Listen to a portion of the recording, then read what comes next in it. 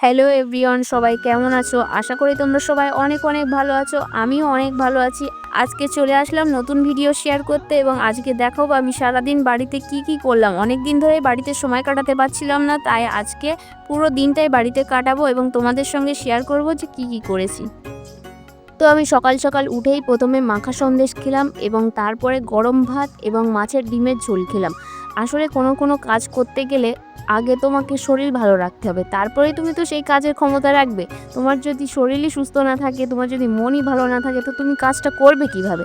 সেই জন্য আগে মন ভালো আর শরীর ভালো রাখতেই হবে। তোমরাও সবসময় হ্যাপি থাকো আর শরীরের যত্ন নাও।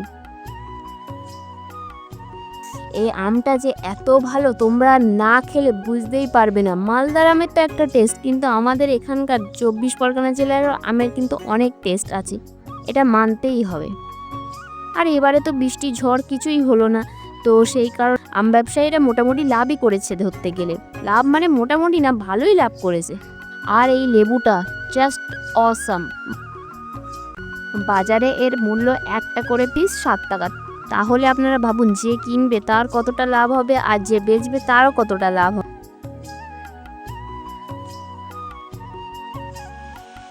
এই মেন রোডের সামনে আমাদের দোকান। আজ এই দোকানে হচ্ছে একটা হালখাতা বা আপনারা বলতে পারবেন হিসাবের দিন। এই হিসেবের দিনে যে সমস্ত লোকেরা আমাদের থেকে জিনিস করে নিয়ে গেছেন তাদের কাছ থেকে আজকে আমরা টাকা তুলব, বা তাঁরা আমাদেরকে টাকা দেবেন, তাঁরা আসবেন, খাওয়া দাওয়া করবেন এবং টাকাটা দিয়ে চলে যাবেন, বাস এইটুকুই। তো হালখাতার দিনে অনেক কাজ থাকে, তো এই কাজ করার উদ্দেশ্যে আজকে আমাদের সকালবেলা থেকেই খুব তোড়জোড়। তো আমি রেডি হয়ে বসে আছি এবং আমার যে দুজন পার্টনার আছে সঙ্গী, তোমাদেরকে অনেক দিন আগে আর একটা ভিডিও দেখিয়েছিলাম ওদেরকে, তো তারাই আসবে আমাকে সাহায্য করতে। অবশ্যই আমার দাদা থাকবে, আমরা সবাই মিলে এই কাজটা করব।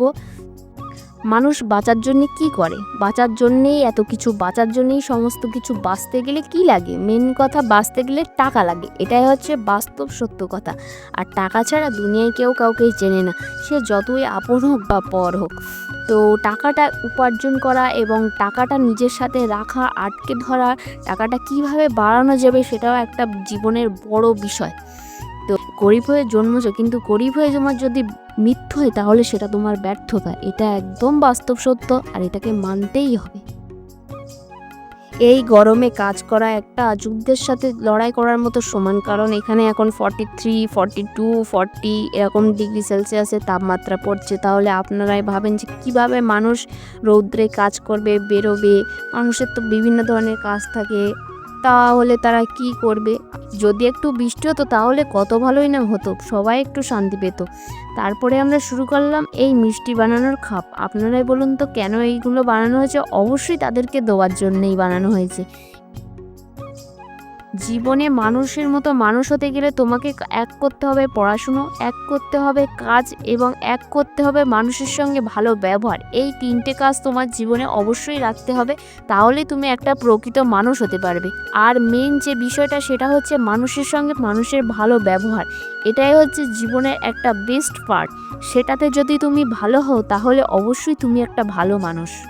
কোনো কাজই ছোট নয়, কিন্তু তুমি যদি সেই কাজটা সৎ পথে থেকে করো এবং সেই কাজটা যদি সৎ হয়ে থাকে তাহলে তোমার সাকসেস কেউ আটকাতে পারবে না। এটা দুনিয়ার মধ্যে ঘটেই চলেছে। তো এইভাবে আমাদের কাজ করতে করতে আমাদের কাজ ফাইনালি কমপ্লিট হলো এবং তারপর আমি, যেহেতু অনেক দুপুর হয়ে গেছে, তো ওদের খাওয়া দাওয়া করতে হবে, তো সেই কারণে আমি চলে গেলাম বাড়িতে মা কী করছে সেটা দেখতে। গিয়ে দেখলাম মা চটপট করে রান্নাবান্না শুরু করে দিয়েছে এবং মায়ের স্পিড ছিল 100, কারণ ওদেরকে তো খাওয়া দাওয়া করতে হবে, সেই কারণেই।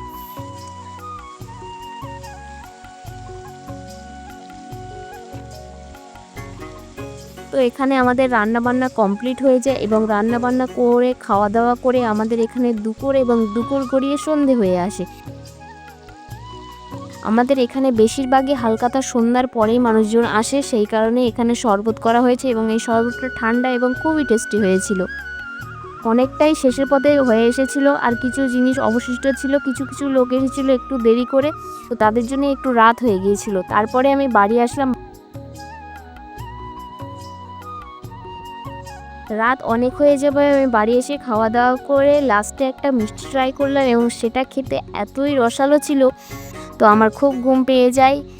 এবং আমি ঘুমোনোর জন্যে চলে যাই। তো এইভাবেই সেই দিনটা আমার কেটেছিল। তো আপনাদের আমার ভিডিওটা কেমন লাগলো অবশ্যই জানাবেন। একটা লাইক, একটা কমেন্ট এবং একটা শেয়ার করবেন। আশা করি আপনাদের ভিডিওটা ভালো লেগেছে।